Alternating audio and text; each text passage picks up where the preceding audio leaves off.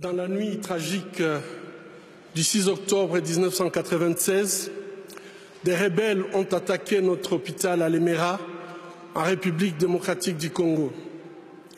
Plus de 30 personnes tuées, les patients abattus dans leurs lits, à bout portant, le personnel ne pouvant pas fuir, tué de sang-froid. Je ne pouvais pas imaginer que ce n'était que le début. Obligés de quitter Lemera, en 1999, nous avons créé l'hôpital de Panzi à Bukavu, où je travaille aujourd'hui comme gynécologue obstétricien. La première patiente admise était une victime de viol ayant reçu un coup de feu dans ses organes génitaux. La violence macabre ne connaissait aucune limite. Cette violence, malheureusement, ne s'est jamais arrêtée. Un jour comme les autres, l'hôpital a reçu un appel. Au bout du fil, un collègue en larmes implorait « S'il vous plaît, envoyez-nous rapidement une ambulance. S'il vous plaît, dépêchez-vous. » Ainsi, nous avons envoyé une ambulance, comme nous le faisons habituellement. 2 heures plus tard, l'ambulance est revenue. À l'intérieur, une petite fille de juste 18 mois. Elle saignait abondamment et a été immédiatement amenée en salle d'opération. Quand je suis arrivé, les infirmières, toutes en larmes, la vessie du nourrisson, son appareil génital, son rectum étaient gravement endommagés par la pénétration d'un adulte. Nous prions en silence. Mon Dieu, dites-nous que ce que nous voyons n'est pas vrai. Dites-nous que c'est un mauvais rêve. Dites-nous qu'au réveil, tout ira bien. Mais ce n'était pas un mauvais rêve. C'était la réalité. C'est devenu notre nouvelle réalité en République démocratique du Congo. Quand un autre bébé est arrivé, j'ai réalisé que ces problèmes ne pouvaient pas trouver une solution au bloc opératoire, mais qu'il fallait se battre contre les causes profondes de ces atrocités. Je me suis rendu au village de Kavumu pour parler avec les hommes. Pourquoi vous ne protégez pas vos bébés, vos filles et vos femmes? Où sont les autorités dans ces villages? À ma grande surprise, les villageois connaissaient le suspect. Tout le monde avait peur de lui, car il était membre du Parlement provincial et jouissait d'un pouvoir absolu sur la population. Depuis plusieurs mois, sa milice terrorisait le village entier. Il avait instillé la peur en tuant un défenseur des droits humains qui avait eu le courage de dénoncer les faits. Les députés s'en est tiré sans conséquence. Son immunité parlementaire lui permettait d'abuser en toute impunité. Ces 2 bébés ont été suivis de dizaines d'autres enfants violés. Lorsque la 48e victime est arrivée, nous étions désespérés. Avec d'autres défenseurs des droits humains, nous avons saisi un tribunal militaire. Finalement, ces viols ont été poursuivis et jugés comme crimes contre l'humanité. Les viols des bébés à Kavumu ont cessé, les appels à Panzi aussi. Mais l'avenir psychologique, sexuel et génésique de ces bébés est hypothéqué. Ce qui s'est passé à Kavumu et qui continue aujourd'hui dans de nombreux autres villages au Congo, tels que les viols et les massacres à Beni et au Kasaï, a été rendu possible par l'absence d'un état de droit, l'effondrement des valeurs traditionnelles et le règne de l'impunité, en particulier pour les personnes au pouvoir.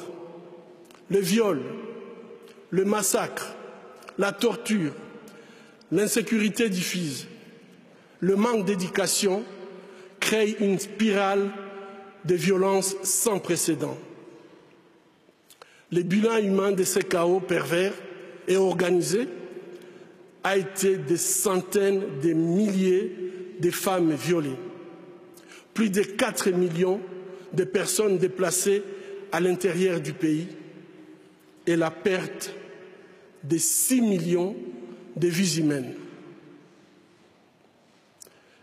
Imaginez l'équivalent de toute la population de Danemark décimée. Les gardiens de la paix et les experts des Nations Unies n'ont pas été épargnés. Plusieurs ont trouvé la mort dans l'accomplissement de leur mandat. La mission des Nations Unies en République démocratique du Congo reste présente jusqu'à ces jours afin que la situation ne dégénère pas davantage. Nous leur sommes reconnaissants. Cependant, malgré leurs efforts, cette tragédie humaine se poursuit sans que tous les responsables ne soient poursuivis. Seule la lutte contre l'impunité peut briser la spirale de violence. Et nous avons tous le pouvoir de changer le cours de l'histoire lorsque les convictions pour lesquelles nous nous battons sont justes.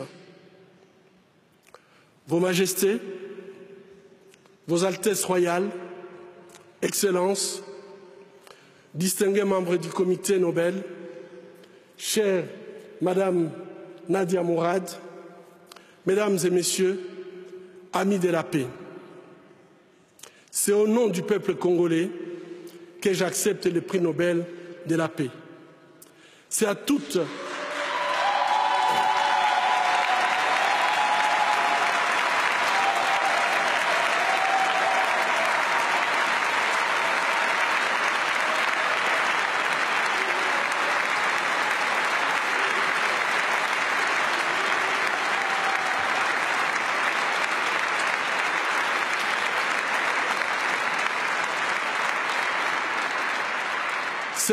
les victimes de violences sexuelles à travers le monde que je dédie ces prix. C'est avec humilité que je me présente à vous, portant haut la voix des victimes de violences sexuelles dans les conflits et les espoirs de mes compatriotes. Je saisis cette occasion pour remercier tous ceux qui, pendant ces années, ont soutenu notre combat. Je pense en particulier aux organisations et institutions des pays amis, à mes collègues, à ma famille et à ma chère épouse Madeleine.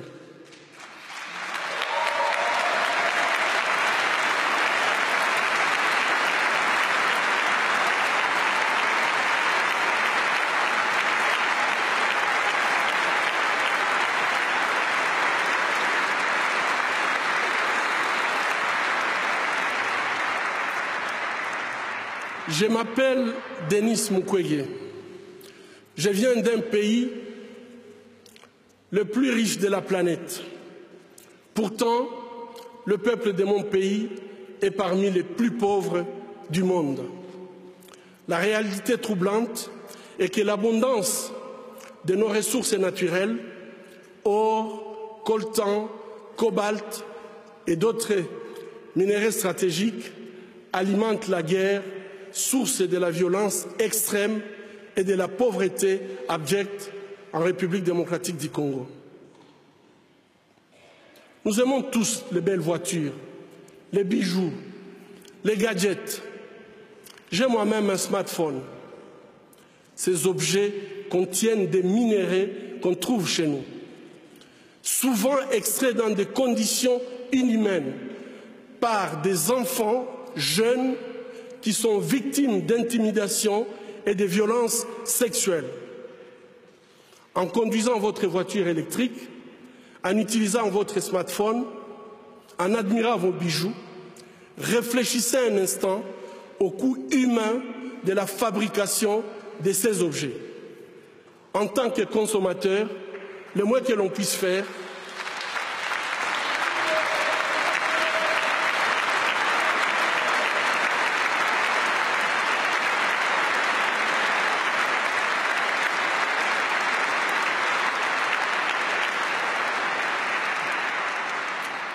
en tant que consommateur, le moins qu'on puisse faire est d'insister que ces produits soient fabriqués dans le respect de la dignité humaine. Fermer les yeux devant les drames, c'est être complice. Ce ne sont pas seulement les auteurs de violences qui sont responsables de leurs crimes, mais aussi ceux qui choisissent de détourner les regards. Mon pays est systématiquement pillé avec la complicité des gens qui prétendent être nos dirigeants. Pillés pour leur pouvoir, pillés pour leurs richesses et leur gloire, pillés aux dépens des millions d'hommes, de femmes et d'enfants innocents, abandonnés dans une misère externe, tandis que les bénéfices de nos minéraux finissent sur les comptes opaques d'une oligarchie prédatrice. Cela fait 20 ans, jour pour jour, qu'à l'hôpital de Panzi, je vois les conséquences de cette mauvaise gouvernance de mon pays. Bébés, filles, jeunes femmes, mères, grand-mères, et aussi les hommes et les garçons violés de façon cruelle, souvent en public, en collectif, en insérant du plastique brûlant ou en introduisant des objets contondants dans leurs parties génitales. Je vous épargne des détails. Le peuple congolais est humilié, maltraité, massacré depuis plus de 2 décennies au vu et au su de la communauté internationale. Aujourd'hui, grâce aux nouvelles technologies d'information et de la communication, plus personne ne peut dire « je ne savais pas ». Avec ce prix Nobel de la paix, j'appelle le monde à être témoin et je vous exhorte à vous joindre à nous pour mettre fin à cette souffrance qui fait honte à notre humanité commune. Les habitants de mon pays ont désespérément besoin de la paix. Mais comment construire la paix sur des fausses communes? Comment construire la paix sans vérité ni réconciliation? Comment construire la paix sans justice ni réparation? Au moment où je vous parle, un rapport est en train de moisir dans les tiroirs d'un bureau à New York. Il a été rédigé à l'issue d'une enquête professionnelle et rigoureuse sur les crimes de guerre et les violations des droits humains perpétrés au Congo. Cette enquête nomme explicitement des victimes, des lieux, des dates, mais élude les auteurs. Ces rapports du projet Mapping, établi par le Haut Commissariat des Nations Unies aux droits humains, décrit pas moins de 617 crimes de guerre et crimes contre l'humanité, et peut-être même des crimes de génocide. Qu'attend le monde pour qu'il soit pris en compte? Il n'y a pas de paix durable sans justice. Or, la justice ne se négocie pas. Ayons le courage de jeter un regard critique et impartial sur les événements qui sévissent depuis trop longtemps dans la région des Grands Lacs.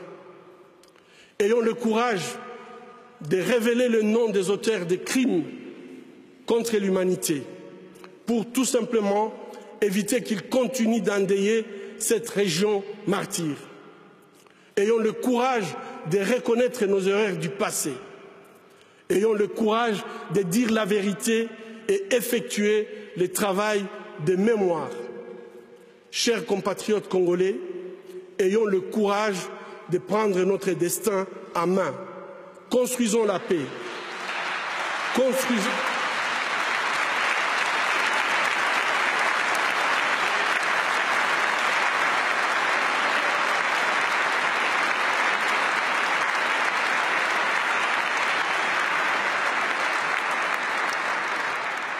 Construisons la paix, construisons l'avenir de notre pays. Ensemble, construisons un meilleur avenir pour l'Afrique. Personne ne le fera à notre place. Mesdames et messieurs, amis de la paix, les tableaux que je vous ai brossés offrent une réalité sinistre. Mais permettez-moi de vous raconter l'histoire de Sarah. Sarah nous a été transférée à l'hôpital de Panzi dans un état critique. Son village avait été attaqué par un groupe armé qui avait massacré toute sa famille, la laissant seule. Prise en otage, elle a été emmenée en forêt, attachée à un arbre, nue. Tous les jours, Sarah subissait des viols collectifs jusqu'à ce qu'elle perde connaissance. Le but de ces viols, utilisés comme arme de guerre, étant de détruire bien sûr Sarah, mais également sa famille, sa communauté. Bref, tout simplement détruire le tissu social. À son arrivée à l'hôpital, Sarah ne pouvait ni marcher, ni même tenir debout. Elle ne pouvait pas retenir ni ses urines, ni ses selles. À cause de la gravité de ses blessures, génito-urinaires et digestives, couplées à une infection surajoutée, personne ne pouvait imaginer qu'elle serait un jour à mesure de se remettre sur ses pieds. Pourtant, chaque jour qui passait, le désir de continuer à vivre brillait dans ses yeux. Chaque jour qui passait, c'était elle qui encourageait le personnel soignant à ne pas perdre espoir. Chaque jour qui passait, Sarah se battait pour sa survie. Aujourd'hui, Sarah, c'est une belle femme, souriante, forte, charmante. Sarah s'est engagée à aider les personnes ayant vécu une histoire semblable à la sienne. Sarah a reçu 50 $ américains, une allocation que notre maison de transit d'Orcas accorde aux femmes souhaitant reconstruire leur vie sur le plan socio-économique. Aujourd'hui, Sarah dirige sa petite entreprise. Elle a acheté un petit terrain. La Fondation Panzi l'a aidée avec des tôles pour faire un toit. Elle a pu se construire une maison. Elle est autonome et elle est très fière d'être autonome. Son histoire montre que même si une situation est difficile et semble désespérée, avec la détermination, il y a toujours de l'espoir au bout du tunnel. Si une femme comme Sarah n'abandonne pas, qui sommes-nous pour le faire? Ceci est bien sûr l'histoire de Sarah. Sarah est congolaise, mais il y a des Sarah en République centrafricaine, en Colombie, en Bosnie, au Myanmar, en Irak et dans bien d'autres pays en conflit dans le monde. À Panzi, notre programme de soins holistiques, qui comprend un soutien médical, psychologique, socio-économique et juridique, montre que même si la route vers la guérison est longue et difficile, les victimes ont le potentiel de transformer leur souffrance en pouvoir. Elles peuvent devenir des actrices de changements positifs dans la société. C'est le cas déjà à la Cité de la Joie, notre centre de réhabilitation à Bukavu, où les femmes sont aidées pour reprendre leur destin en main. Cependant, elles ne peuvent pas y arriver seules, et notre rôle est de les écouter. Comme aujourd'hui, nous écoutons Madame Nadia Mourad. Chère Nadia, votre courage, votre audace, votre capacité à nous donner espoir sont une source d'inspiration pour le monde entier, mais pour moi spécialement. Le prix Nobel de la paix qui nous est décerné aujourd'hui n'aura de valeur réelle que s'il peut changer concrètement la vie des victimes de violences sexuelles de par le monde, et contribuer à ramener la paix dans nos pays. Alors, que pouvons-nous faire? Ou bien, que pouvez-vous faire? Premièrement, c'est notre responsabilité à tous d'agir dans ce sens. Et agir, c'est un choix. C'est un choix d'arrêter ou non la violence à l'égard des femmes, de créer ou non une masculinité positive qui promeut l'égalité des sexes en temps de paix comme en temps de guerre.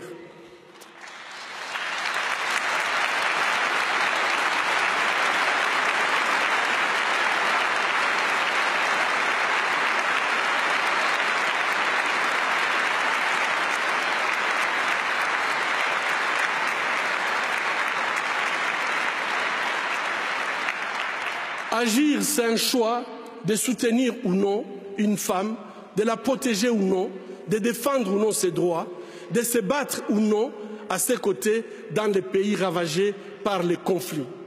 Finalement, c'est un choix de construire ou non la paix dans les pays en conflit.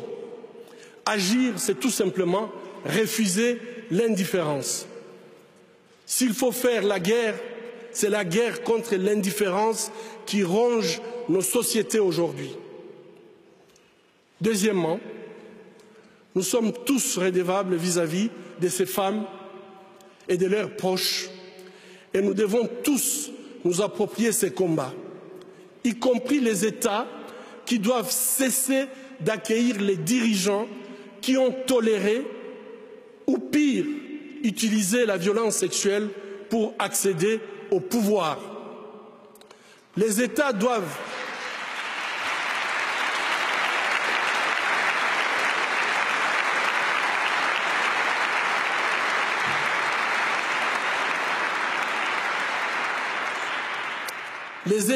cesser de les accueillir avec les tapis rouges. Et plutôt, les États doivent tracer une ligne rouge contre l'utilisation de viols comme arme de guerre. Une ligne rouge qui serait synonyme de sanctions économiques, politiques et de poursuites judiciaires.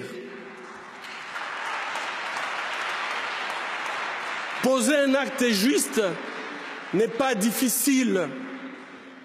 Poser un acte juste n'est pas difficile, c'est une question de volonté politique.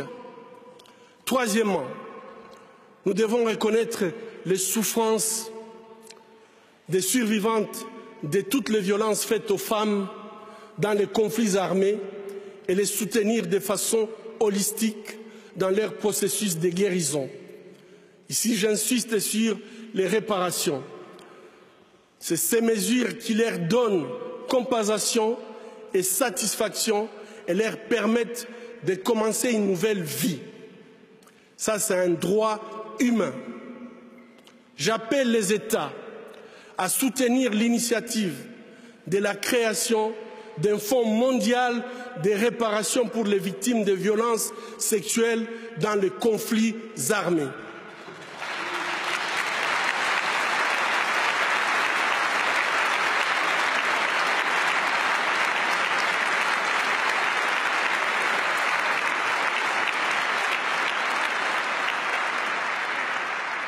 Quatrièmement,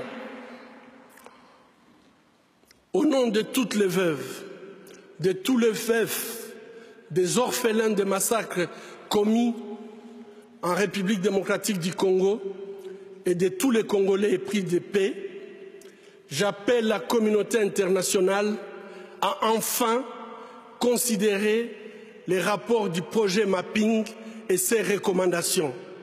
Que le droit soit dit. Cela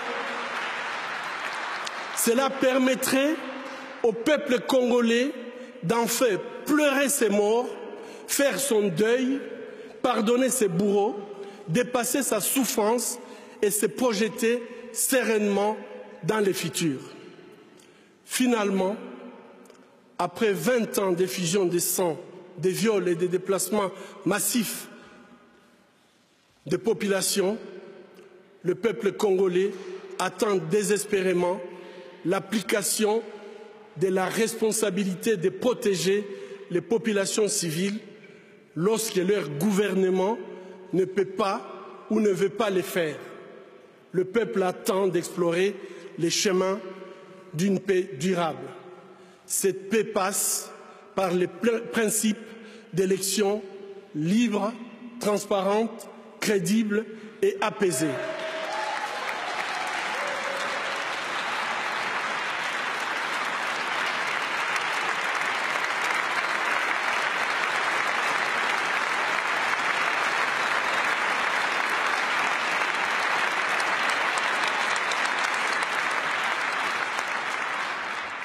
Au travail, peuple congolais, bâtissons un État où le gouvernement est au service de sa population, un État de droit, émergent, capable d'entraîner un développement durable et harmonieux, non seulement en République démocratique du Congo, mais dans toute l'Afrique. Bâtissons un État où toutes les actions politiques, économiques et sociales sont centrées sur l'être humain et où la dignité des citoyens est restaurée. Vos Majestés, distingués membres du Comité Nobel, Mesdames et Messieurs, amis de la paix, le défi est clair et il est à notre portée. Pour les Sahara, pour les femmes, les hommes et les enfants du Congo, je vous lance un appel urgent de ne pas seulement nous remettre le prix Nobel de la paix, mais de vous mettre debout et de dire ensemble et à haute voix, la violence en République démocratique du Congo, c'est assez. Trop, c'est trop. La paix maintenant. Je vous remercie.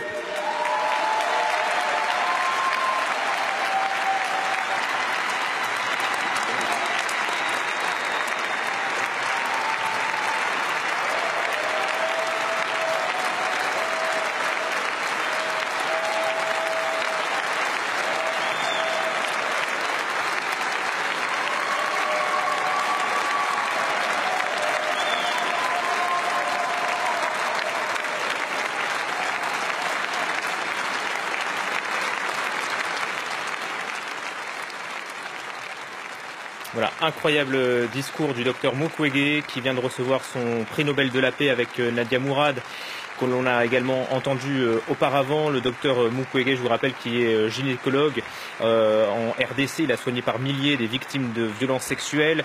C'est au nom du peuple congolais, a-t-il dit, que j'accepte le Nobel de la paix. Un discours sans détour. Il a dédié ce prix aux victimes des violences sexuelles.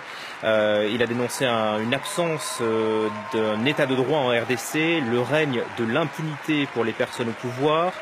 En rappelant que le conflit a fait 6 millions de morts là-bas. Seule la lutte contre l'impunité, dit-il, peut cesser la spirale de la violence. Standing ovation actuellement pour le docteur Mukwege et pour Nadia Mourad qui, elle, également a reçu le Nobel de la paix, qui a été victime de violences sexuelles de la part du groupe État islamique.